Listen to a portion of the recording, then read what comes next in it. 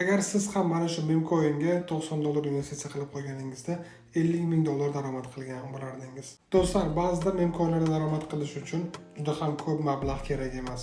Shunchaki bir yaxshi potensial proyektni topib, unga ertachiroq investitsiya qilish kerak. Men bu videoda mana shu potensial proyektlarni qanday topishni ko'rsataman. Birinchi bo'lib sizga DEX skanner prilojeniyasi kerak bo'ladi. Keyin esa juda ham yaxshi o'sgan va market capi katta bo'lgan bitta proyektni topishingiz kerak bo'ladi. Va siz chartda Top Traders degan bo'limga kirishingiz kerak. Va bu spiskada siz top traderlarni, ya'ni qancha pul bilan qancha daromad qilgan odamlarni ko'ra olasiz va ko'pincha bu odamlar potensial proyektlarning do'stlari yoki developerlari yoki proyektning ichidagi odamlar bo'ladi.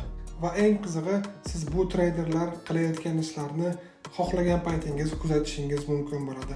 Buni qilish uchun esa o'nga oxirigacha o'tkazib, mana bu tugmani bosishingiz kerak va sizni SoulScan yoki BaseScan degan saytlarga olib o'tadi. Va siz bu saytlarda traderning trade'larini kuzatsangiz bo'ladi va u qachon bitim ochsa, siz ham uni orqasidan sirasi qaytarishingiz mumkin bo'ladi. Lekin bu saytni ishlatish menga yoqmaydi. Men qulayroq bo'lgan GMGN degan saytni ishlataman. Men bu saytlardan ko'pgina voltlarni kuzataman va oxirgi oylarda mana shunday daromadlar qildim o'zim ham.